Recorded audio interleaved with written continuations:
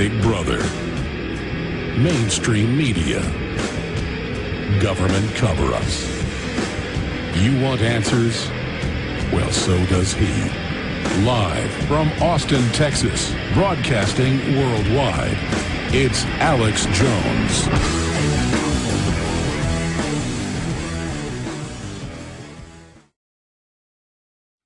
All right, I'm going to talk about it more in the next hour. I apologize, Dr. Connett, getting him on 15 minutes late. But I had to cover that. He'll be with us for the rest of the hour. But I want to talk about, after he leaves us, what it's going to be like living in the system. You already see a lot of what it's like, but this is only the beginning. And so that if we don't stand up and say no to it, when things are darker down the road and I'm in a prison cell or dead, you'll at least remember what I said. Okay? And remember that you were warned and told. And I'm not prophesying here. I know history. You were told. You were warned. Dr. Paul Connett has, for the past 20 years, given over 2,000 pro bono public presentations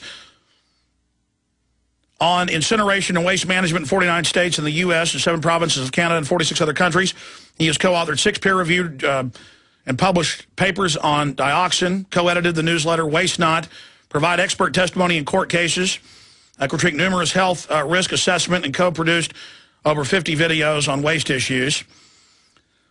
And, well, you know what, it's probably better for him to describe who he is and what he's done, but he's gotten the majority of EPA scientists to write letters, their union to write letters about how deadly fluoride is. And I wanted to get him back on because 3 weeks ago, the government came out in a press release, was in the Associated Press, and said, yeah, we don't want you to have 1.2 parts per million. We're going to cut that down to 0.7 as the maximum.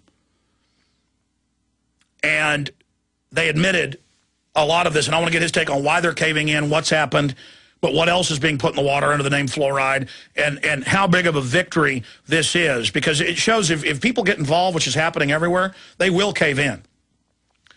Because we've got the truth on our side. Dr. Connett, breaking down your medical background and your awakening. Good to have you here, and then we'll get into this big development. Yeah, hi, Alex. Yes, a very big development indeed. Yes, just to fill you in on my background, for nearly 15 years now, I've been involved in researching the fluoride's toxicity and the fluoridation issue. And we've just written a book on this, published in October, The Case Against Fluoride, with 2 other scientists, James Beck from Calgary and Spedding Micklem from Scotland. And that's available. You can order it through Amazon.com. And we're still waiting for a scientific response to what is essentially the scientific arguments, chapter and verse, again, why this fluoridation is such a stupid practice. But specifically, you're a chemist. Yep.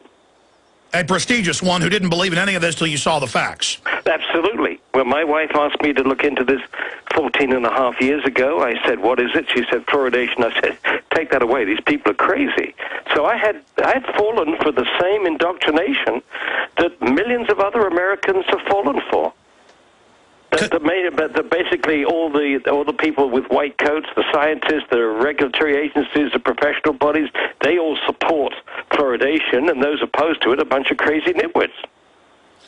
Absolutely, and we have your amazing hour-long interview online on YouTube, Bombshell, How Fluoride is Killing You and Your Children, and your report, The Case Against Fluoride.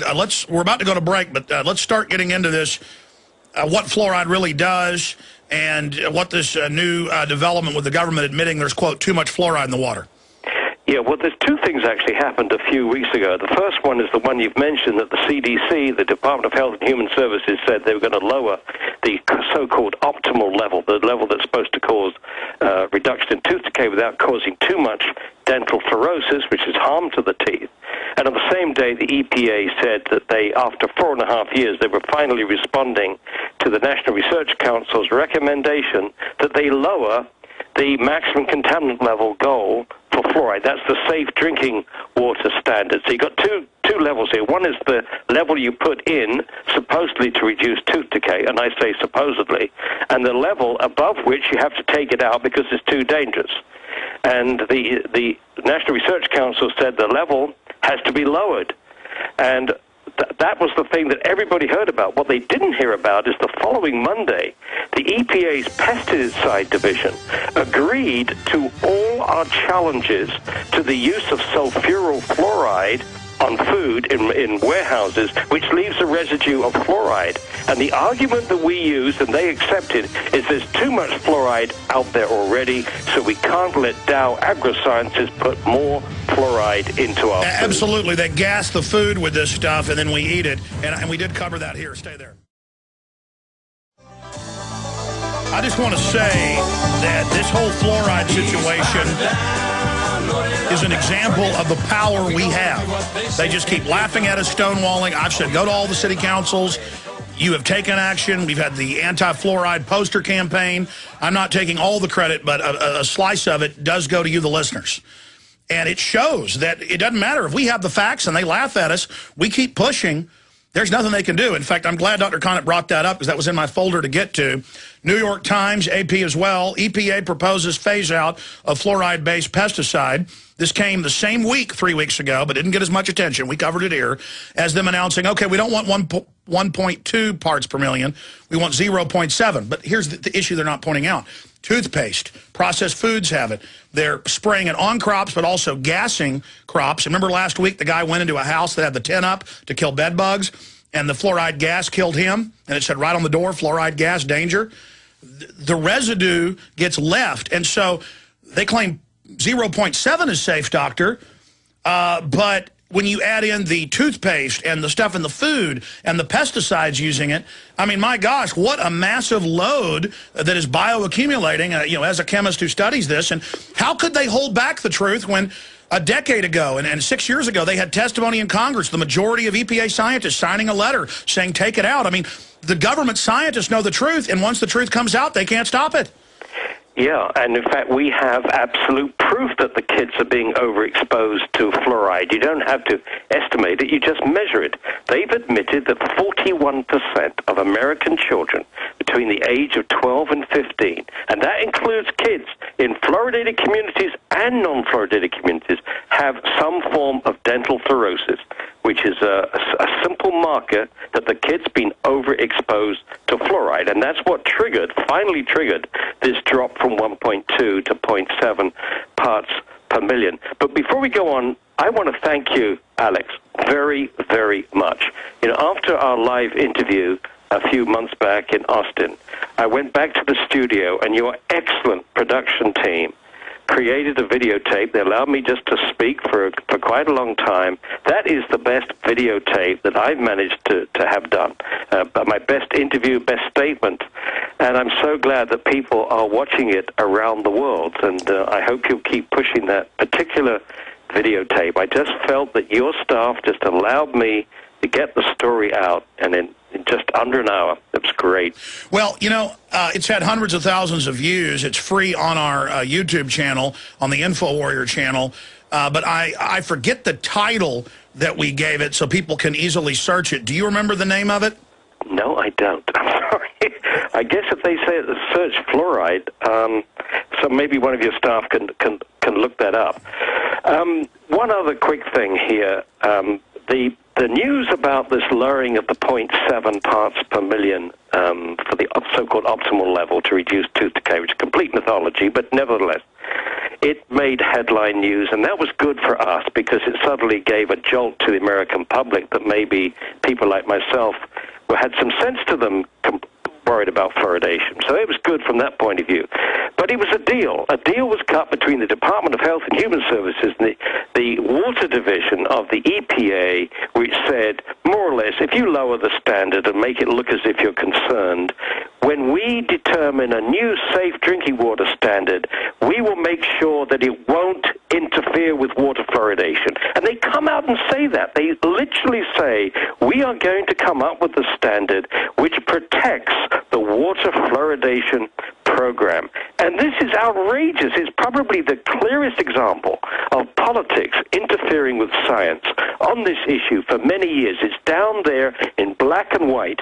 You know, when you're determining a safe level of a substance in drinking water, you should not let a program however well-intentioned it is, interfere with your statement about what is safe for children to drink.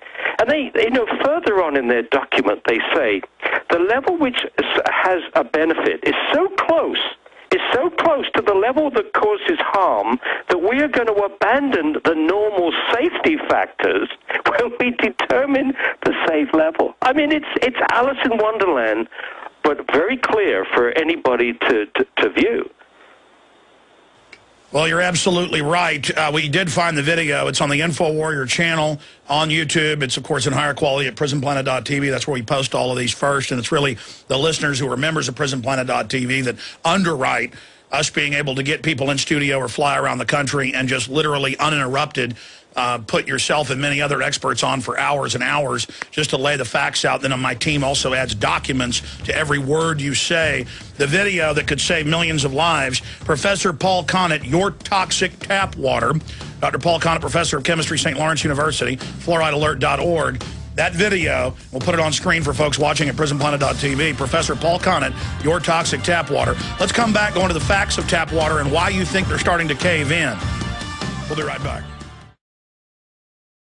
Overdrive. We're here live. We're back Sundays, 4 to 6 p.m. Central Standard Time as well. We're going back to Dr. Paul Connett here in just a moment.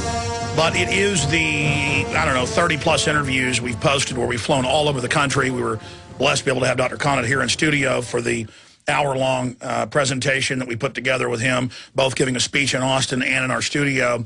Professor Paul Connett, Your Toxic Tap Water. That is free on YouTube. And there's a whole bunch of different versions of it with several 100,000 views. The particular one I'm mentioning has 75,998 views. I've also produced a video that's 10 minutes long, condensing it all with documents that's gotten over 100,000 views. It needs to get 10 million views that deals with fluoride. And I talk about toxic tap water killing you and your children. There's no doubt how deadly all of this is. We're going back to him in a moment. Okay, this is a long segment, Dr. Connett. I'm going to try to sit back and give you the floor to go over this pesticide announcement, what that pesticide fluoride does, what's going on in the water, and why. First, I want to hear from you. Why do you think they're starting to cave in? I think I know why. If the vast majority of the scientists are hopping mad that work for the government, if people are starting to file lawsuits over not just the fluoride but the other things that are put in under the name, they know that they've got to at least back off because this is an issue that they know has gotten people really awake. What do you think's happening? Well, I think, first of all, it began with the Internet. People like yourself making available the information which they'd kept, more or less to the priesthood, the scientists within the system. But now everybody has access to the science. And we've coupled that, and they've had two approaches for over 50, maybe 60 years, two approaches on promoting fluoridation. One was to claim that all the scientists and all the professional bodies supported it, used endorsements rather than science to propel it, and at the same time, the other finger was pointed at the opponents being a bunch of crazies. Well, what we've been able to demonstrate with the video professional perspectives on water fluoridation on our website, that's 15 scientists explaining why it's a bad idea, a professional statement now signed by over 3,500 scientists from around the world, and lastly, our book, The Case Against Fluoride. We're reaching more and more scientists, more and more doctors, more and more dentists with an open mind. So they're losing their base. They're losing that strategy of keeping the scientists and the doctors away from the literature. You and others are making that literature available. And perhaps the most important literature that has now become apparent is the evidence that fluoride damages the brain. And what person in the world would gladly protect their children's teeth, even if it worked, at the expense of damaging their brain? And since I spoke to you last time, there have been another 3 published studies on IQ, or studies relating to brain development have been published. So that brings us up to 25 IQ studies, plus another important human brain study, more animal studies indicating that fluoride damages the brain. But guess what? In the EPA's assessment of the new safe drinking water standard, they have made no reference, none at all,